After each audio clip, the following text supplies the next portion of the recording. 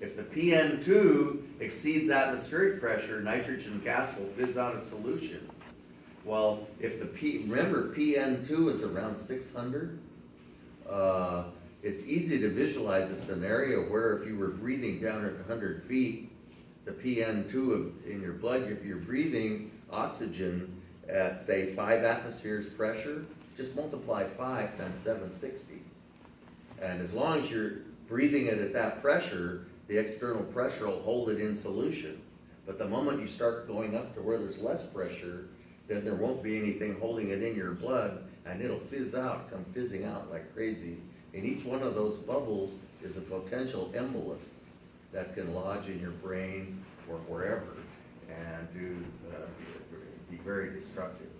And so, kind of food for thought, and you can see where this partial pressure thing becomes useful.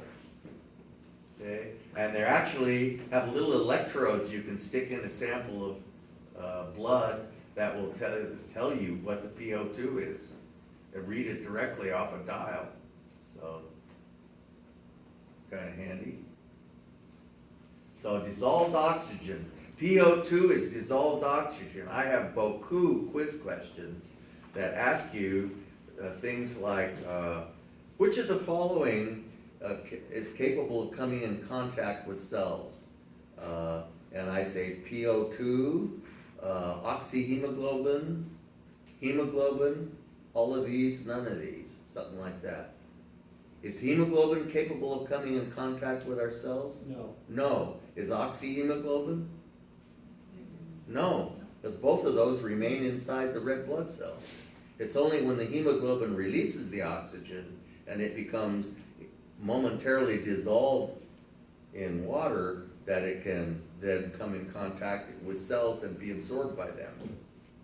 And then as the oxygen is absorbed, that leaves room for more. And even though the water will never hold very much oxygen at any one time, that's okay, because it's like a platform in the train station. You have constant movement through solution. Okay? And that's a PO2. What? And that's a PO2. That's the PO2, it's dissolved oxygen. Oxyhemoglobin is, by its very nature, must remain inside the red blood cell. Okay? It's only when the hemoglobin releases the oxygen that it can pass out of the blood cell. So the oxygen hemoglobin dissociation equilibrium, the chemical equilibrium that we were talking about, okay? And let's look at the well-known oxygen hemoglobin dissociation curve. And so it's important to know what the coordinates mean. This is percent saturation of the hemoglobin. And of course the maximum is 100. And we said this is what you measure when you stick your finger in a pulse ox. Okay? And it's basically just recording, your arterial blood comes very close to the surface of your finger, and it's just recording how red your blood is. That's all it's doing. The redder it is, the more highly oxygenated it is. Okay? And so, typical value, 97, 98%. Okay? So, and this is PO2. So we have the hemoglobin inside the red blood cells, and you have blood plasma coming inside the red blood cells, which contains dissolved oxygen. Remember, we said the hemoglobin would pick up oxygen where oxygen concentration was high? Okay, and so over here we have, when the blood passes through the alveolus, it has a PO2 of 105, and so the hemoglobin inside the red blood cells is in contact with plasma that has a PO2 of 105, so it binds hemoglobin almost completely. It's almost 100% saturated. Okay? So where you have PO2s, remember this is hemoglobin that's in contact with your oxygen-containing plasma. Okay? And so where you have high values of PO2 surrounding the hemoglobin, it is highly saturated. So if I can go to Klamath Falls which has a PO2 of 90, and you see my hemoglobin is still carrying just about the same amount of oxygen, isn't it? Okay? However, if I go to Leadville, Colorado, which is 10,000 feet high, well, it would probably drop off, still probably be okay. I've been to Leadville. Felt okay. But you start going up the foothills of the Himalayas, and where you drop off the steep part of the curve, and you are going to have altitude sickness big time. So the flat part of the curve is very conducive to high altitude adaptation. Okay. In the tissues, we said the PO2 was 40.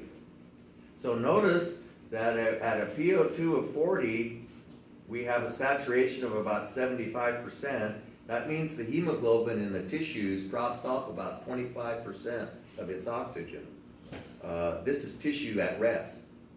That means the significance of that is it means you still have a whole bunch more to drop off in case you need it, which is a good thing. The blood could go somewhere else all of a sudden and still have a lot more oxygen to give off.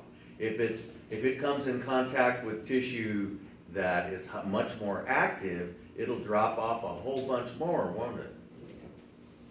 That's the significance of the steep part, is it's got a whole bunch more to give. So muscle tissue that you're exercising has a typical PO2 of about 20, okay?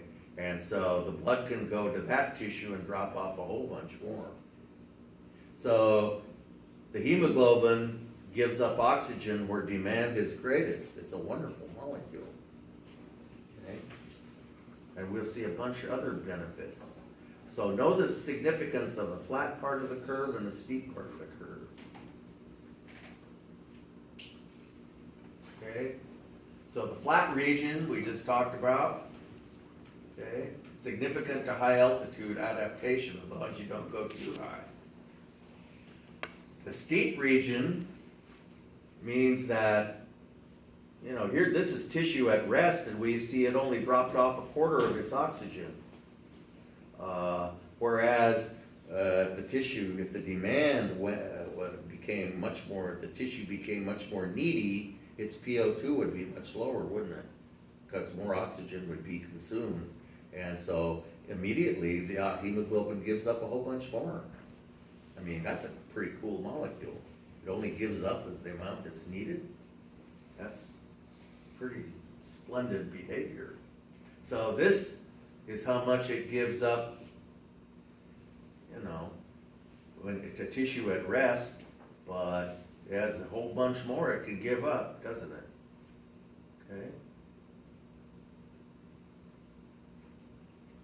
After blood leaves a systemic capillary, it's still, I have quiz questions on this too. It's still about 75% saturated if the tissue was at rest. Okay. So, blood leaving a pulmonary capillary, what percent saturation does it have? 100. 100, yep. Good answer. Okay. So, that's that picture again. I must like it. PO2 is the dissolved oxygen which is available to cells. HbO2, the oxygen is bound to hemoglobin and cannot leave the capillary. It's only if the hemoglobin decides to give it up, and what determines whether it gives it up or not is the PO2 of the tissue, of the fluid that's in contact with the hemoglobin molecule. Okay? How much dissolved oxygen is contained in that plasma surrounding the hemoglobin molecule. Okay? The less oxygen it contains, the more oxygen the hemoglobin will give up. Okay? So that's a good picture. I've got a quiz question that somehow refers to that too. So the further to the right the curve is shifted, the more that the hemoglobin is giving up oxygen, the more dissociated it is. Okay? Because the further it shifts to the right, okay, the lower the saturation you're going to have. So say in the tissues, if you have a PO2 of 40, this hemoglobin is gonna be 90% saturated, okay? Whereas this hemoglobin is only gonna be 40% saturated, it'll be giving up much more hemoglobin. So at higher temperatures, more oxygen is given up. Okay, the higher the CO2 level, the more oxygen is given up, and that's a really good quality of hemoglobin, because you want it to be giving, where the CO2 levels are high, is where there's a lot of metabolic activity. So you'll want to provide a lot of oxygen to sustain the activity. Okay? The further to the right it shifted, the less the affinity of hemoglobin for oxygen. This, of course, you want fetal blood, fetal hemoglobin to have a higher affinity for oxygen than maternal hemoglobin. Otherwise, maternal blood couldn't give oxygen to fetal blood. Okay, so by its very nature, fetal hemoglobin has a slightly higher affinity for oxygen than maternal hemoglobin. So I've got a question on that too, which is what I just said. Okay, carbon monoxide has the highest affinity of all, and that's why it is so toxic. It binds to hemoglobin so powerfully that the hemoglobin can't let it go. Oops. Okay, the hemoglobin can't let it go. It's basically irreversible binding. So, a little bit about COPD, chronic obstructive pulmonary disease.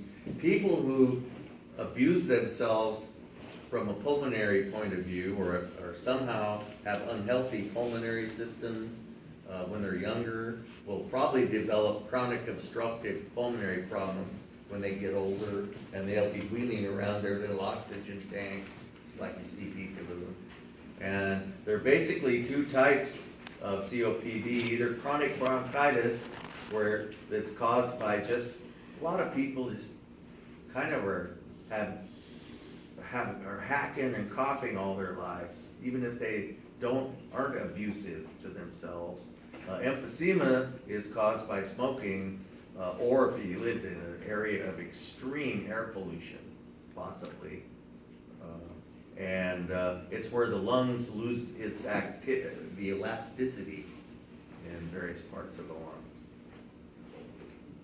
Okay, so you can see the difference in the tissue starts to lose its integrity. Okay, and so some words, a little bit of terminology. You may have heard of hypoxemia or hypoxia, or cyanosis. If a person is cyanotic, they're blue. So what you like is to have a nice pink, warm patient. So if you touch your patient and look at your patient, if they're pink and warm, that's a great start. Okay? It really is. So hypercapnia is too much CO2. People are worried about that when they do space travel or scuba diving, and that could cause huge problems. So, good to see you guys back.